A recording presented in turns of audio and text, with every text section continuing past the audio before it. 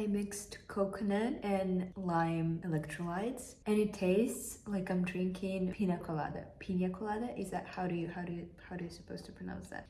But anyways, welcome back or welcome anew. My name is Daria, I'm a graphic designer, and today's episode of Food for Thought, a series on this channel where I discuss controversial matters around design and creativity, is focused on the impact of social media on graphic design.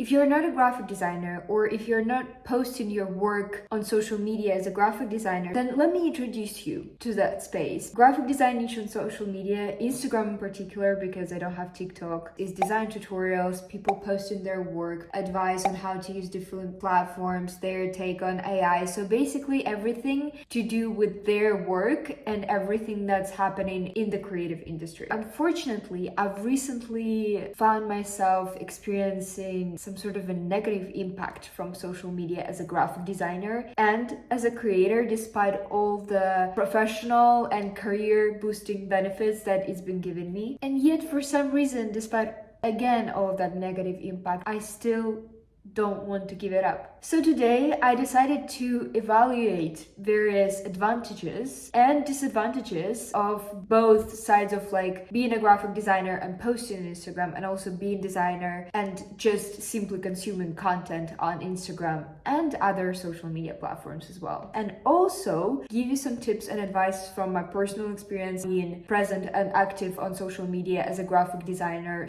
/ creator, on how to kind of minimize those disadvantages and optimize the advantages to your professional and personal benefit. Make yourself a delicious cup of something warm or cold, and let's get into the creative advice session. The first and the most obvious effect of social media on graphic designers and their practice that I noticed on myself, I feel like social media to some extent and social media trends destroy a personal style and the concept of a personal style. When beginner graphic designers redesign the work of professional creators, that's quite natural because you have to learn from something, you have to practice on something. However, when you're exposed to so much content on social media in regards to graphic design as a professional graphic designer, your mind just subconsciously starts creating in the same manner. Look at fashion. It's very quite similar when the biggest influencers over summer 2025 started wearing butter yellow sundresses and butter yellow anything. Butter yellow was all around London. Everyone was wearing butter yellow. And that's the pain point, because when everyone is demanding those types of trends and when everyone is making those types of trends stronger on social media, you don't have to come up with new ideas. If it's just all laid out in front of you, if you see it everywhere on social media, if it's working, so how do you go about that? What's the action plan in here? The first thing that you do when you notice yourself losing your creative identity because you spend too much time on Instagram scrolling through other designers, take a step back from social media. If you feel like your identity crisis is very strong, kind of train your brain to come up with its new unique ideas, to find yourself as a graphic designer, to find your own intuition, creative intuition. Try to just open a blank canvas and create something. Practice creativity in its natural form that's not affected by any kind of external noise. Train your creativity to be independent from other factors. Or if you don't want to, limit your social media usage. For example, unfortunately I cannot limit my social media usage to that kind of a drastic extent, because my work is partially on social media. I create content for some brands, I create content for myself. If you're in a similar position, you cannot give up social media. Try to source inspiration outside of the immediate graphic design niche. Follow fashion stylists or fashion brands, just fashion overall, fashion trends, fashion colors, fashion palettes, textures, shapes, because that's not necessarily the area of graphic design, and some trends that might be evident in the area of graphic design might be very different from the trends that are present in other creative niches, and that might help you to stay kind of up to date and relevant relevant for the clientele, but also a bit different within your immediate industry, meaning graphic design. Also, if we're talking about reels and scrolling and algorithms, by following those accounts from other industries, say you want to be more into fashion, interact with those accounts on a more frequent basis and train your Instagram or TikTok algorithm to give you more of that type of content. And then the final action is actually what I've started doing recently, is exploring the history of graphic design. You're still sourcing those ideas from graphic design, but it's not the current graphic design, if you know what I mean. Trends have this incredible ability to come and go in circles. Similar again with fashion, how Y2K and vintage fashion is currently trending, and how, I don't know, like polka dots, I remember them being very trendy when I was a kid, and they're trendy now once again. Maybe graphic design trends are not as evident as fashion trends are, because fashion is more, universal for people. If you, for example, source inspiration from graphic designers of the past or graphic design schools of the past, you might be ahead of some of the future trends that kind of bring back those creative directions into the current zeitgeist. A phenomenal book for that I'm currently reading is called The Graphic Design Bible by Theo Iglis. I'm gonna finish that book, and if you want me to make a quick review of the book in any of the future videos, let me know in the comments down below. I would love to do that. I love doing book reviews. Social media has this incredible but also painful capability of exposing you to so many people, which is absolutely unnatural. We're not supposed to witness so many lives outside of our immediate social circle. The most upsetting part about that is that social media is not even real. What people are showing there is often not even true. I would say comparison is a great source of motivation. Say you work in a creative agency, you compare yourself to your fellow graphic designers or colleagues because you want to get that promotion faster than they do, mate. But then it's completely unnatural and completely not okay to compare yourself to so many people. The first action here, again, just limit social media usage overall. The second action is a bit more look at it from a sense of inspiration rather than jealousy. It's very difficult because our brain just jumps into jealousy and self-comparison and self-doubt straight away, and that's supernatural. But just maybe try to tune that noise down. I'm actually editing the video right now, but I just wanted to give you a little example how I would say comparison literally brought me into graphic design. I took a course in strategic branding back in like 2022, 2023, I think. And there was this girl in my class. It was a very theoretical class, a lot of to do with branding, but theoretical branding. So like consumer interaction marketing and all that kind of stuff. Nothing to do with actual branding, like and graphic design on practice. And there was this girl, a graphic designer, and she had this incredible project, and I saw her packaging design. I wasn't designing at that time almost at all, and I was like, I want to be that. I want to do that. I want to have that. I need that. And that was the incentive for me, a very strong push to go and learn graphic design, to spend the entire summer learning graphic design and becoming better. Not even becoming better, just starting from scratch and doing something. So comparison can be good if you use it to your advantage, basically. That's what I'm trying to say. If you're a graphic designer, you want to have an active presence on social media as a content creator, let me give you a little warning, okay? Content creation takes a lot of time and energy, including physical, mental, and creative energy. Some time ago, back when I was filming reels like crazy to boost my presence on Instagram, I barely had any time for graphic design. Almost stopped designing overall, and I would say I would stop designing overall if I wasn't working on my final major project at university, where I was creating a brand identity, and graphic design was a huge part of that project. So that kind of naturally kept me going in that area. But I would say if not for that project, I would probably just trapped in that content creation race. And at some point, I was like, well, I have 5,000 followers, 6,000 followers, but I'm a shit designer. If a brand was to contact me regarding a project and asking me for a portfolio, I would panic so badly because, well, I spent so much time on Reels and content creation that my portfolio is almost empty. My first action was to actually take a step back from any kind of content creation except for an occasional YouTube video, because I love the craft of creating YouTube videos and connecting with people through this kind of a little bit of a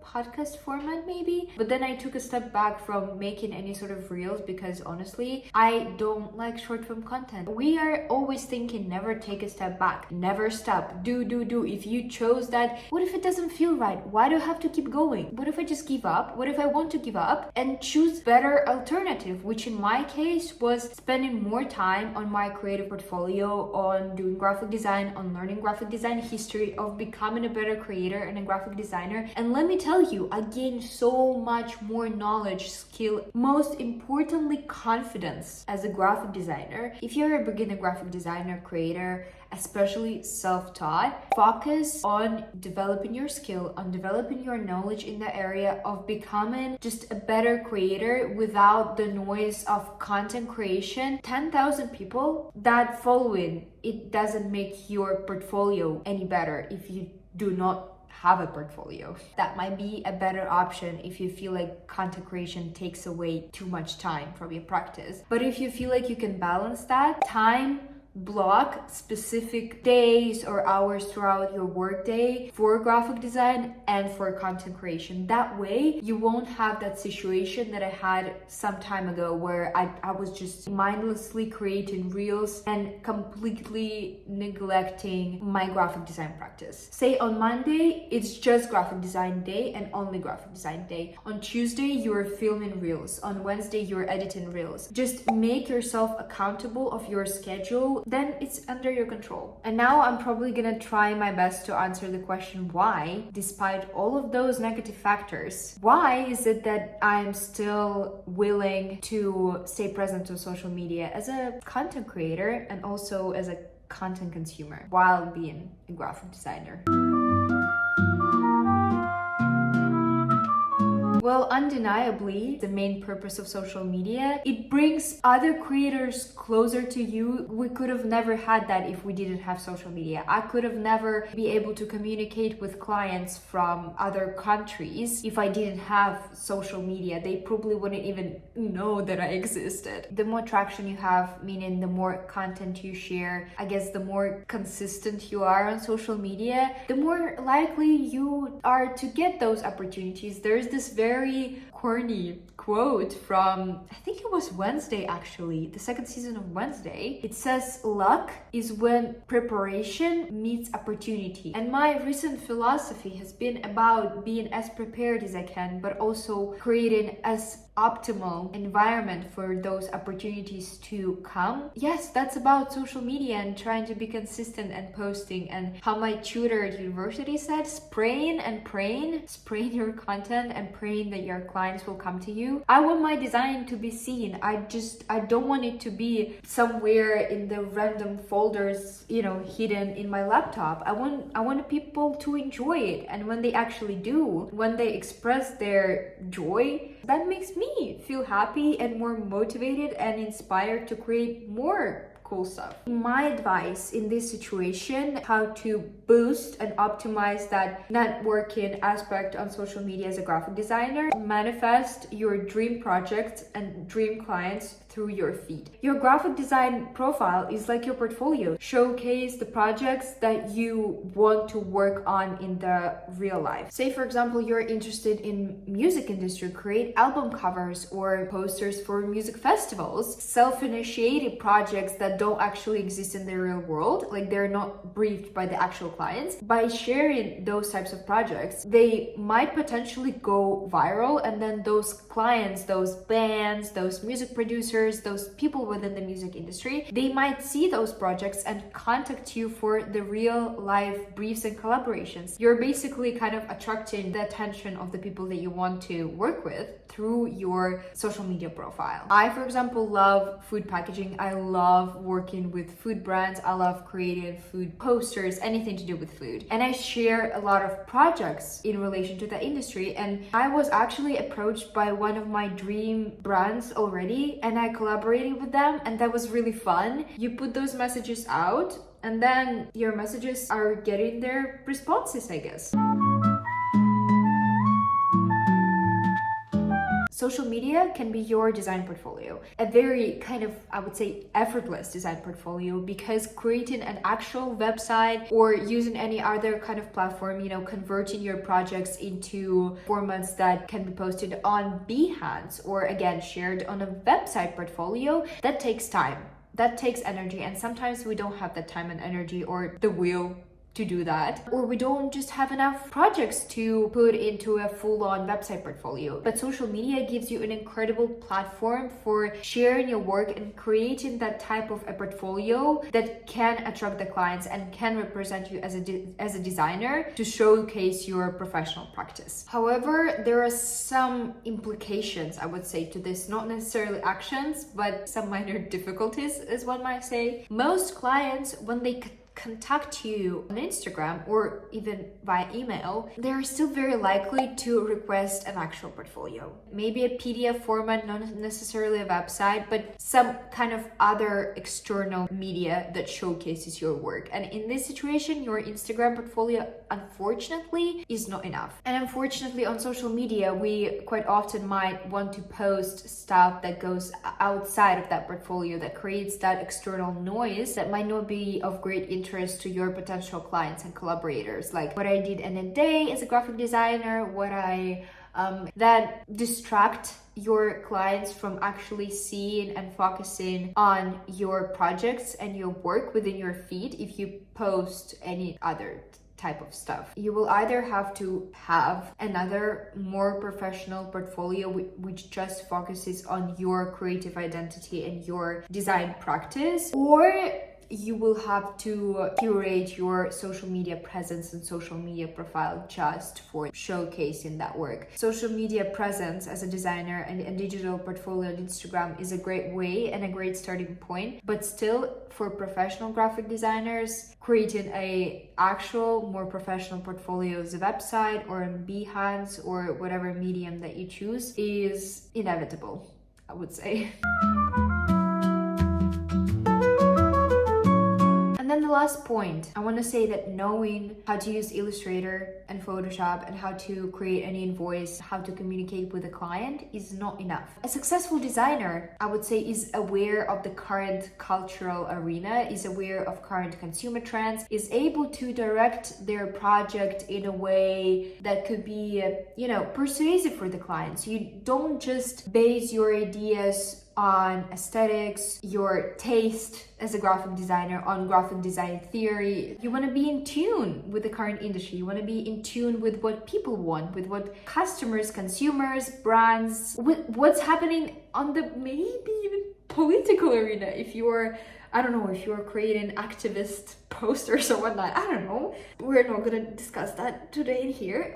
Social media gives you a lot of great information. It makes you very aware of what's happening, of what the trends are, of what people want, of what brands want. Easy, accessible, free information. You can research the fashion industry. You can research the wellness brands. You can find information on your competitors. Say, for example, you're creating a branded identity for a new up-and-coming wellness brand. You want to know what the competitors of these brands in this kind of area and niche are doing because you want to be different. You have to do the research, and social media is a great platform for doing that kind of research. Point 2 here, if you're a content creator on social media and a graphic designer, social media allows you to expand your creative knowledge and creative skills incredibly. You learn how to plan the content, you learn how to manage the content, you become better at time management and and project management as well. You become a better communicator, learn how to edit videos, copywriting because you create captions. And that's incredible because I feel like in the current state of the world, multidisciplinary creators